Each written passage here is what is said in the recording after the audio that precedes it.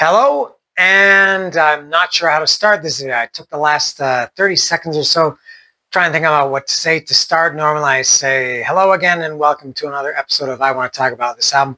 But I'm not going to talk about any album today, at least not directly. I'm going to talk about Ace Frehley. We can now say the late Ace Frehley. Ace died yesterday. Today, as I'm recording this, it's Friday, October 17th. He died, I guess it was around 24 hours ago, at least from when it was officially announced.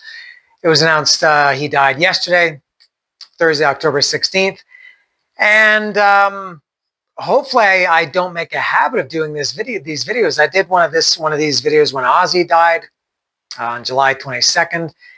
And, I can't come and do these videos every time a musician that I like died, but I feel like some of these guys like Ozzy and Ace Frehley, I really have to, I don't know, I want to talk about these guys.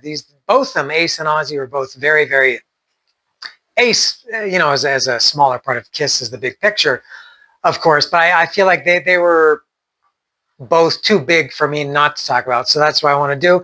I didn't really feel like talking about it yesterday. This was happening kind of late afternoon in my time.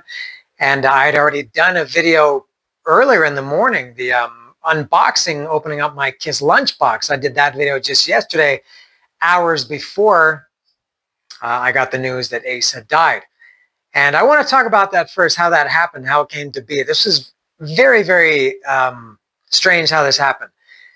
My friend Dallas, way up there in Saskatoon, Saskatchewan, he sent me a message, and this was kind of strange. I was working. I have to say, I was working, and I have a very, very important job.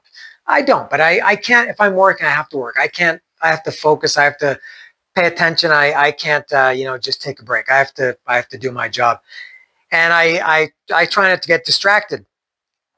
But I saw that Dallas had sent me a message, and all it said was "shocked?" ? And I thought, "What are you doing, man?" I don't know what that means, and right away I thought somebody died, or my first thought was somebody died, or that was my first thought. I didn't have any other thought, and but I couldn't really. I think I couldn't reply right away, so I just replied also with one word. As I was working, I said, "at?" ? And he said, "Ace." I thought, come on, man, tell me. I can't go back and forth. Dallas, tell me, give me more information. And I said, what, he died? And I think he said, Dallas replied something like, that's the rumor. And I thought, Ace had fallen. He had taken a fall in his home studio at the end of September 25th. I believe the date. And, since then there were some rumors about him that he had a stroke, that, there were also some, this is maybe not rumors or speculation, maybe more tasteless and very, very, very obvious jokes that he was drunk and he fell. Very, very silly to say that. And so I thought Dallas maybe was just referring to, I thought maybe Dallas was late to the party, thinking that, there was rumors that Ace had died. And I said, no, and I think I did have a couple minutes free from work, and I said, no, he didn't die. He's okay. That was just, I don't know, rumors or something. And he said that,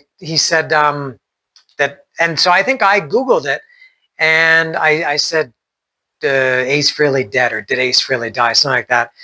And I can't remember if it was Dallas who told me, or if I saw this from the Google machine, but the first source that I saw that came up was this guy, Mitch Lafon, who is a Canadian writer, journalist.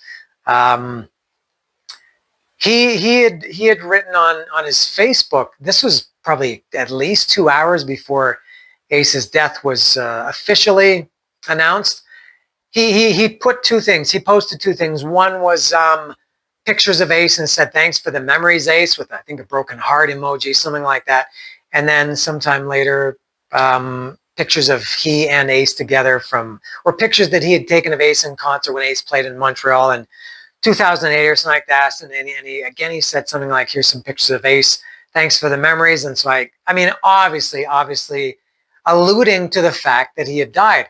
And right away, I said to Dallas, and I thought I said, whether this is true or not, this is bullshit that Mitch LaFon is saying that. That's terrible, because if it's false, if it's not true, and he's a journalist, it's very different. If it were just me doing that, I didn't do that. I think I wouldn't do that. But I'm just some guy. Mitch LaFon, he has a following. He should have a code of ethics that he follows as a writer, as a journalist, even though he's posting on his own personal Facebook page. I don't follow him. I saw that via Google, I think. And so I thought if this is fake, he's really, that's a really shitty thing to do. And then also if it's real, it's also a shitty thing to do, because it hadn't been officially announced yet. And Mitch LaFon should not be the one to very, very disrespectful. When people die, especially public figures and celebrities, they always say, we please respect our privacy at this time, and we're mourning, and it's a sensitive time, and things like that.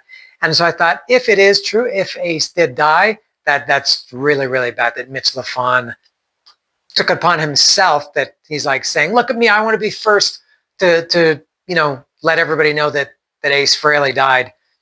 And he obviously, it turns out he was right. Still shitty. I guess he obviously knows someone, he did know before everybody else. But I think that was terrible, awful, terrible that he posted. Ricky, as I searched for him more and more, and it was quite a few, it was, I would say, 2 hours, maybe more, from the time Mitch LaFon posted this stuff about Ace Frehley until it was officially announced. It was a couple of hours. And I was also at the same time texting. I think I had taken at this point I had taken a break from work, because I was kind of shook up, because I started to think this is too, this seems like beyond just the rumors. Oh, he fell and now he's dead. It seemed like it was more than that. So I texted my friend Kevin Montavon, who I've mentioned countless times in a lot of my I want to talk about this album videos. That guy knows everything. So I texted him. He was the one who told me that Ozzy died. I learned about Ozzy dying from my friend Kevin Montavon. And I said, man, did Ace die? And he said, fuck, I don't know. And I guess he had already been talking to somebody else, one of his friends, about the same thing. So this had been going around for 15 or 20 minutes. And we both said, well, we don't see anything else. He said, if Eddie Trunk knew, Eddie Trunk would be, wouldn't be able to keep his mouth shut about it. And Kevin is a big Eddie Trunk fan. And I thought, yeah, that's true. I thought maybe if Ace did die, Eddie would be sworn to secrecy. And I don't really like Eddie Trunk. He kind of bugs me. But I do agree that he wouldn't spill the beans on something like this. And he didn't, so good for him, because he did know well before everybody else, probably including Mitch LaFon. So I thought, no, Eddie Trunk didn't say anything.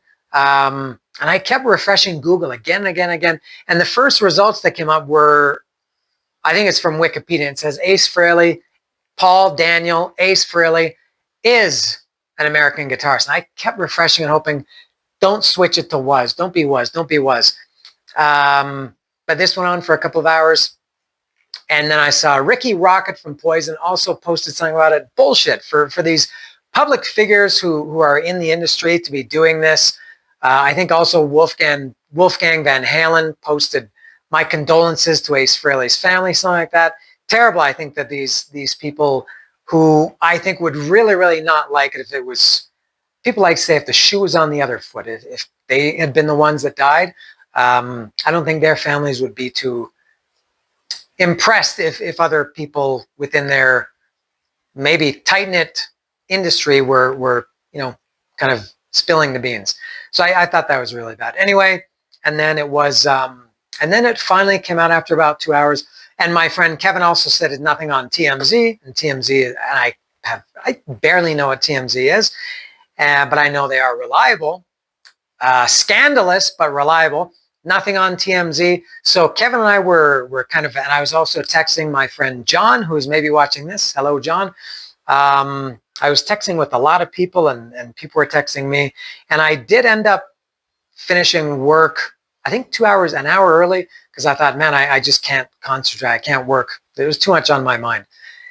And then the next thing that happened was, it wasn't TMZ. It said that he had, they mentioned that he had this fall on September 25th, and he was on life support with brain bleed, which obviously sounds very serious. And as soon as I read that, I knew that this was not a rumor, that he was not going to, and people were saying, I hope he comes out of it. I hope he's okay.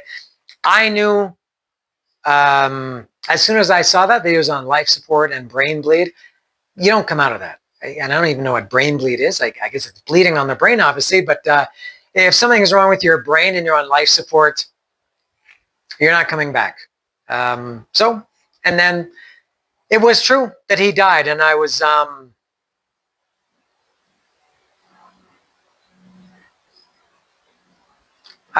still texting more with Kevin than anybody. And I texted Kevin. I said, I know you like Eddie Trunk, but that's bullshit what Eddie Trunk did. Because, going forward a little bit. When Eddie Trunk did confirm it, and I did get the first confirmation was from Eddie Trunk's Twitter. I've never used Twitter in my life. When I Googled Eddie Trunk's, Ace Frehley dying, Eddie Trunk's Twitter was the first source. And it bothered me. And maybe, I was not thinking clearly. I sent a message to Kevin. I said, man, Eddie Trunk, again, makes it everything about himself. He said, my good friend of 40 years, Ace Frehley, has passed. And I thought, you can't just pass up the opportunity to let everybody know that he's been friends with Ace Frehley for 40 years. He can't just say Ace died. So that I said that to Kevin, and Kevin said, no, you're being too hard on Eddie. And I said, yeah,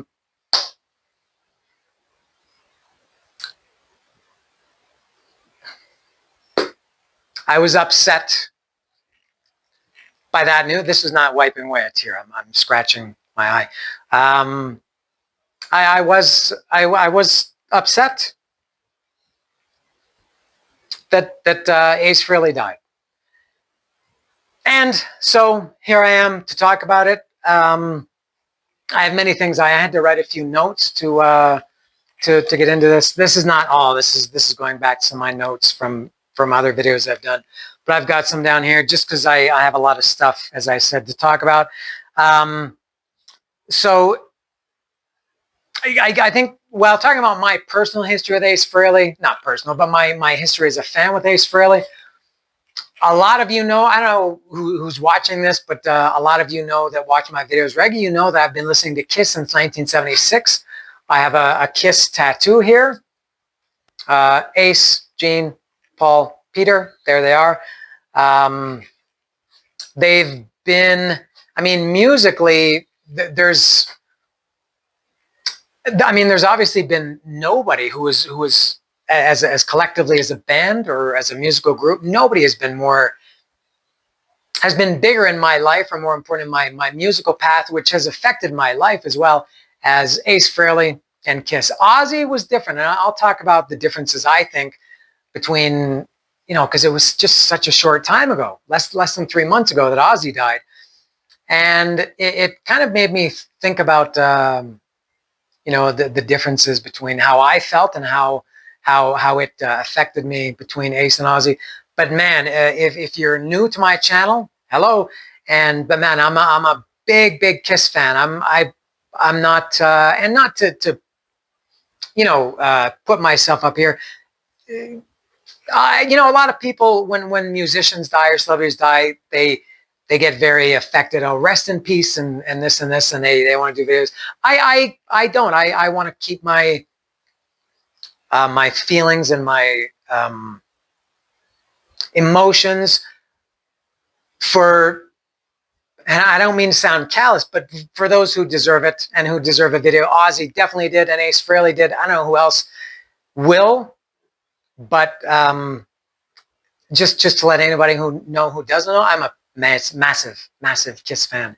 This is not just, oh yeah, I used to like Kiss 30 years ago, and I was a casual fan. No, I'm a big Kiss fan, and Ace is the first Kiss member, the first original Kiss member to die. Eric Carr, nothing against him, but it wasn't the same. When Eric Carr died, I was like, oh, Eric Carr died. That's too bad. And Mark St. John, we hardly knew you. But Ace is obviously very, very different, and it was very upsetting to me. And I was wondering, you know, Ace's legacy. Unfortunately, I'll get into the Ozzy thing now. The differences between, and first I thought, why would I compare it between this and Ozzy? And then I started to realize, well, to me it's pretty obvious. If for no other reason, because Ozzy was just 3 months ago. Very, very different in my perspective, and I think in terms of how both Ozzy and Ace are perceived by the general public or by metal fans, music fans, rock fans, whatever. I heard about Ozzy, you know, that was only 17 days after his last concert. So Ozzy was already on my mind. I did a 2 hour and something video talking about the last concert, the Back to the Beginning concert. What a great, great event that was. I loved it. I got these the Ozzy knee tattoos before he died, and I got the Ozzy shower curtain, which is downstairs hanging in my shower. And so I was still in major Ozzy mode when he died. So when he died, and also when I found out that he died, I talked about this in that video too. I had just finished, or I think I was just in the last seconds of listening to Technical Ecstasy when I got the message that Ozzy had died. So that there was that. And, you know, the circumstances in which they both died. Ozzy kind of went out. He went out on a high note, man. I mean, Ozzy, he did his last concert, then 17 days later he died.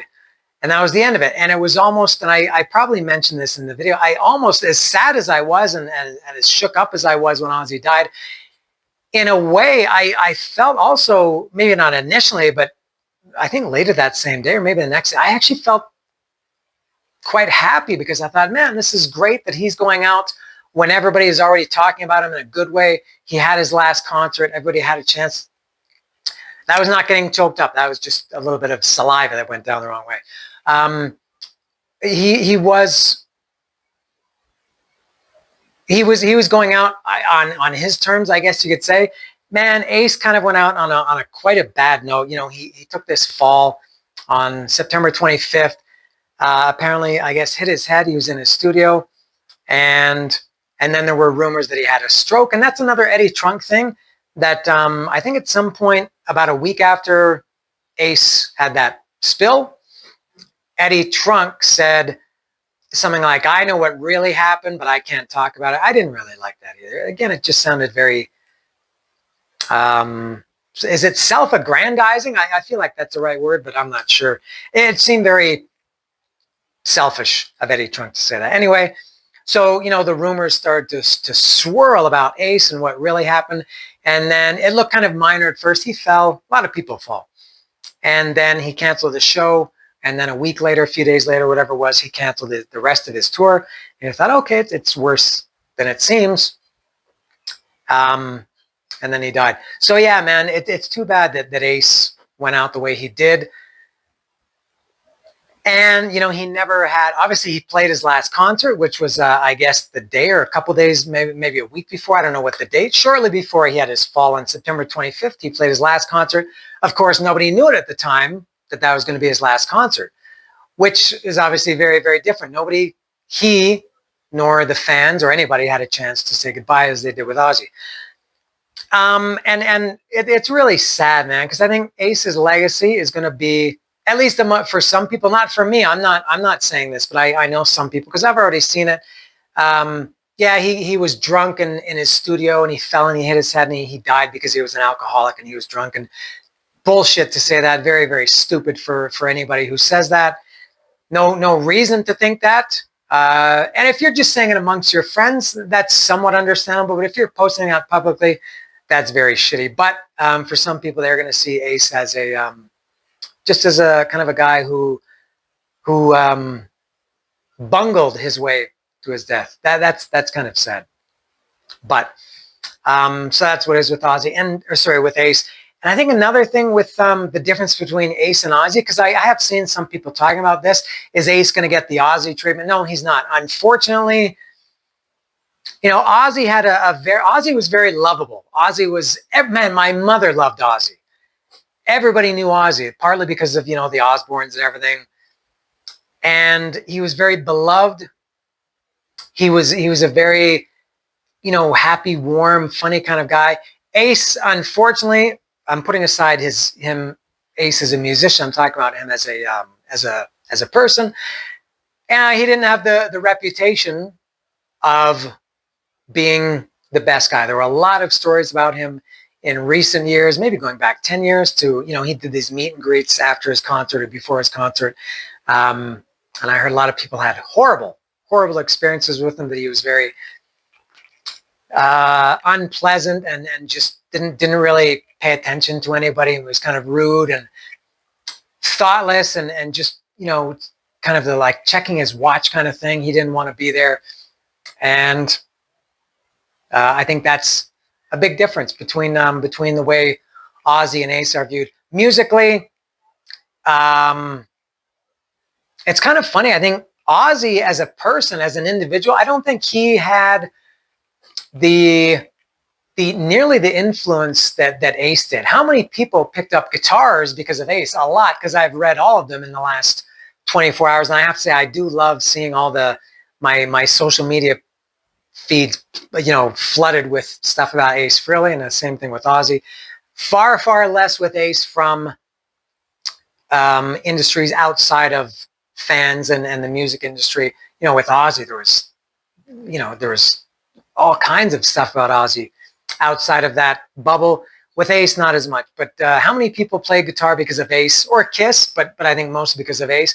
I don't know too many people who said, yeah, I wanted to be a singer or a frontman because of Ozzy. Black Sabbath as a band had a massive influence on people. Ozzy as an individual, he, I don't know if I've ever heard anybody say, or not too many people say, yeah, I want to be, Ozzy made me want to be a singer. Black Sabbath made me want to be a musician. But a lot of people wanted to be a guitarist because of Ace. What else can I talk about here? I apologize for going to the notes. I apologize because I'm Canadian. We apologize for everything, of course. I want to talk about my not just my favorite Ace album, but really there's no contest, for one, because it's so great, and two, there wasn't too much competition. I did an episode of I want to talk about this album, probably it must have been 2 years ago, sometime in 2023.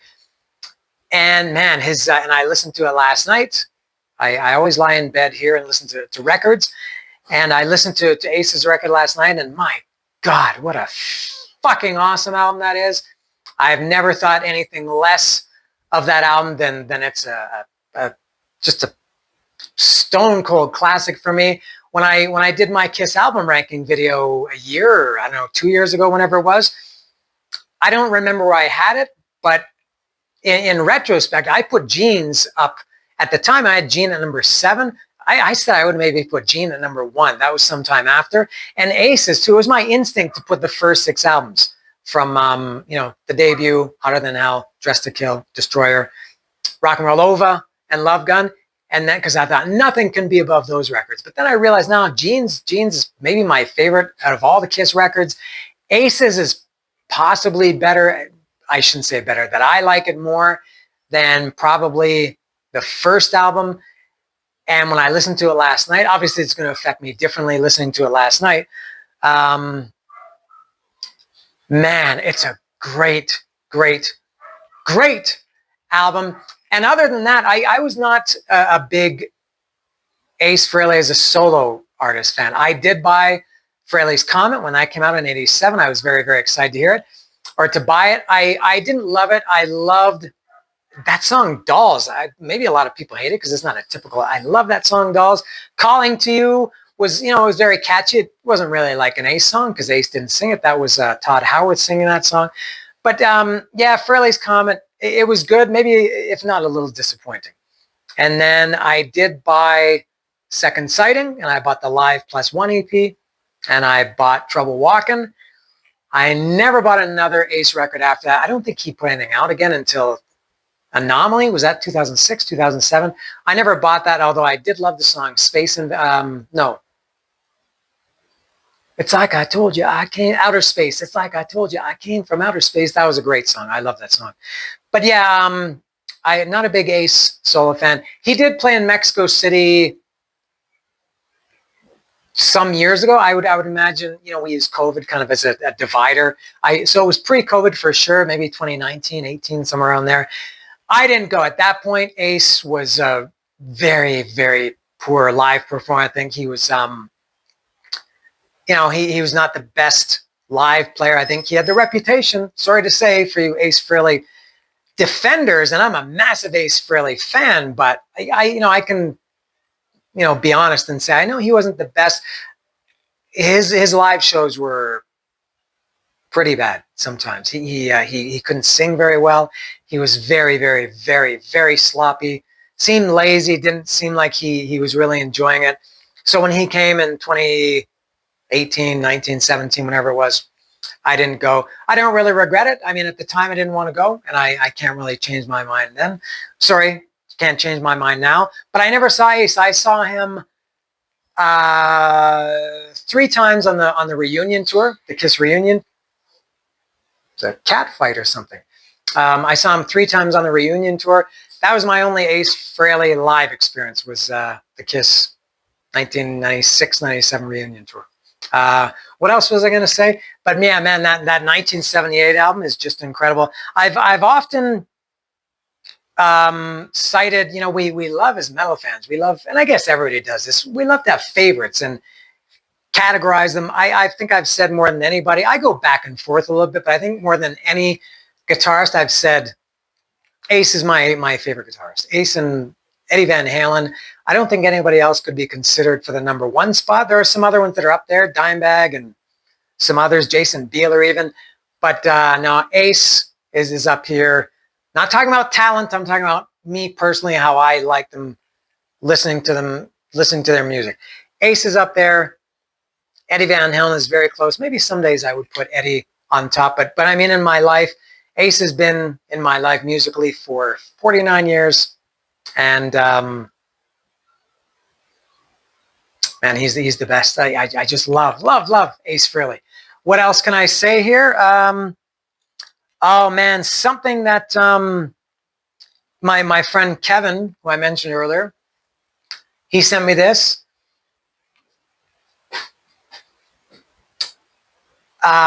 Peter Criss posted after it was officially announced that Ace died. All these people, they could have jumped the gun. I don't know why Mitch LaFon, sorry to go back to that, but I don't know why Mitch LaFon thinks he's should be the one to break that news. I don't know what he's dealing with today. But Peter Criss, I don't follow Peter Criss on any social media, but my friend Kevin Montavon sent me what was happening.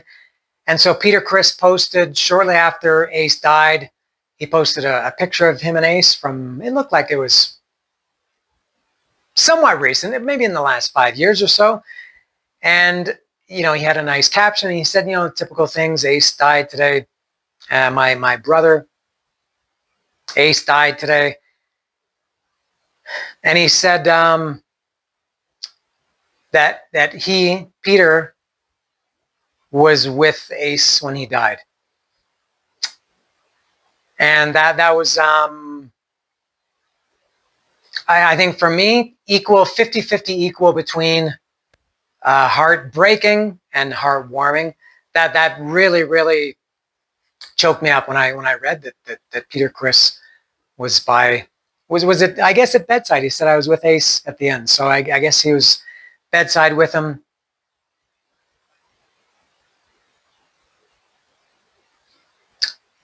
Very, and this is scratching, very, very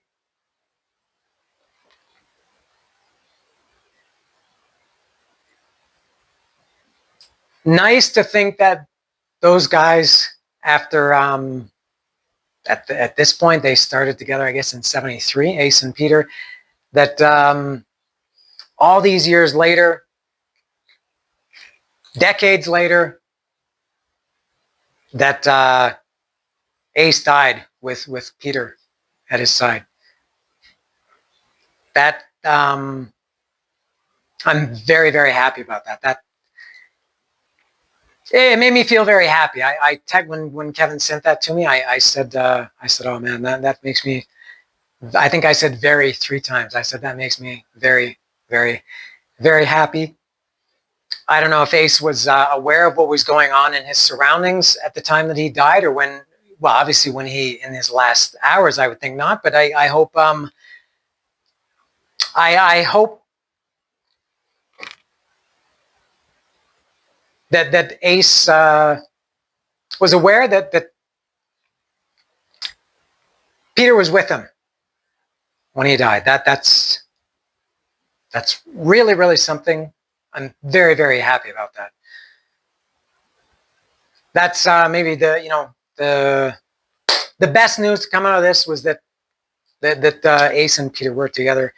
Very fittingly that they were together. All right. I think that's it. I kind of wanted to do this video yesterday while everything was fresh in my mind, but I also didn't feel like it. And I'm starting also to not feel like it right now. I had a few other things here. I think I'm just going to end it there. No, well, one more thing. I'm going to stop about Ace, at least for now. Something that I did want to talk about, not directly related to Ace, but something that I do want to mention. I'm shifting here. This is not something I would have done a video for, but it is worth mentioning since I'm talking about Kiss and since there are Kiss fans in the room with me. Hello. Kind of funny timing that yesterday, Kiss Alive, all right? So September 10th or September 16th, I don't know why I'm confusing those 2 dates, was the 50th anniversary of Kiss Alive. And again, you may know that Kiss Alive was the first record I ever got in 1976, and I consider it my favorite record ever, which is kind of funny to think that the very first record I ever got was also like the best one. I've never heard anything that I've liked as much as Kiss Alive in the 50 years since then. So it was confirmed by Eddie Kramer, the producer of Alive, earlier in the summer. He did an interview somewhere, a podcast or something maybe, and he confirmed that he had just finished, I don't know if he was remixing or mastering or doing something with the Alive for a box set, and which is very, very, very exciting. I thought, oh man, that's great. And then I thought, man, in typical Kiss fashion, and I know it's not Kiss, it's not Gene Simmons and Paul Stanley. I know they sold their rights to whatever that group is called, but still, if it has the Kiss name on it, I think there should be better quality control. Kiss has made some horrible, horrible decisions and mistakes over the last several years since they sold their rights to it and everything. And I think I'm getting that story right. And so the anniversary came and went. No mention of the box set, or it was presumed to be a box set. I can't remember if Eddie Kramer confirmed there was a box set or just that there would be a new version of it coming out. And I remember texting Kevin at the time saying, here we are on the anniversary of Kiss Alive, 50th anniversary. Okay, it's not out, but you'd think they would at least make an announcement saying, yes, it is coming. It's going to be out on whatever the date. But no, it came and went. So now, well, yesterday, October 16th, man, Kiss fucked up again. They dropped the ball again. So they announced that it's not an Alive box set. Excuse me. It's a Dress to Kill box set, which that by itself is kind of cool. And again, brackets here. I hate all these bullshit. And Kevin and I were talking about this yesterday too, about the Kiss thing. That he and I, and he's my age. I think he's a year younger than a year older than I am. We both agree that when a record comes out, you buy it. And that's it. I hate this bullshit of, okay, so the record came out when I was a kid, a teenager, I buy it. And then CDs became in vogue and records kind of went away. So you bought it on CD. And then maybe you lost the CD, so you bought it again. Or your record broke, you bought the record again. And then they come out with a remastered version and you're expected to buy that. And then they come out with an anniversary, 5-year anniversary, 10-year anniversary, 20-year anniversary edition, expanded edition, deluxe edition, box set, another remaster, anniversary edition, 20-year anniversary, newly remastered. Stop it. Fuck off. Don't ever complain about people downloading. I don't think people download music anymore, like they were doing during the Napster era. don't complain. You're kind of bringing this on yourself. I'm talking about music industry people. You keep giving people the same crap over and over again, and you're expecting us to buy it. And I know some people do.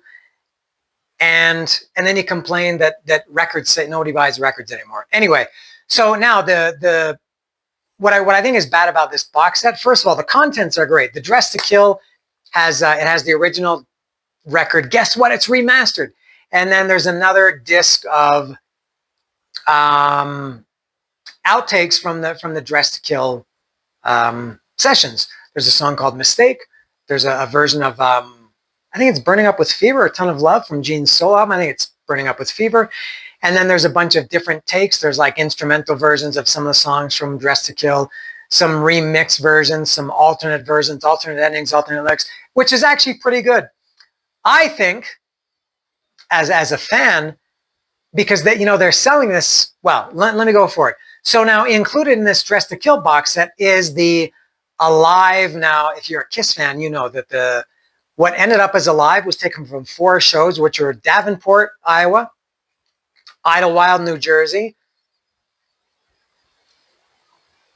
Cleveland, I think, and Quad Cities, or is that the Davenport, Iowa? Anyway, it was taken from 4 shows, and then they called it, and they took, I guess, the best takes, and they made kind of like a fake, made it sound like a fake concert. And it's my favorite record ever, don't forget. And it's great. It's just my favorite record ever, but it's not a complete concert, although it does feel like I've been listening to that record for 49 years, and I have nothing bad to say about it. But now they're releasing 2 of those 4 shows that they use for Alive are being released in full, complete, so they say. And also they say no overdubs. This is what a lot of fans have been really waiting for the full concert. The 2 shows that they're releasing on this box that are, I think it's Davenport and Idlewild, New Jersey, I think. And then they're selling it as one package. Now you can buy the vinyl version of that, $400 US, and it's 8 records, a T-shirt. They always throw T-shirts in there, which a lot of people don't care about. And what else does it come with? I think a Blu-ray with the promotional videos for Come On and Love Me and I think Rock and Roll All Night and whatever. And it's $400 US. The CD version I think is $287. I will not be spending anything on it. I'm not spending $287. I'm not spending $400. I'm not spending 1 peso or 1 penny on it. I will download the bonus stuff when it becomes available. But if they had done it differently, and this is where I think they dropped the ball, and tell me if you agree, I think it would have been better as 2 box sets, or even 2, whatever you want to call it, special editions. Put out the Dress to Kill with the original record remastered, and then all the outtakes from Dress to Kill. That's one set. Then separately put out Alive and put out the original version remastered, whatever you want, and then these 2 full complete shows. I would be way more into that. I would buy the Alive.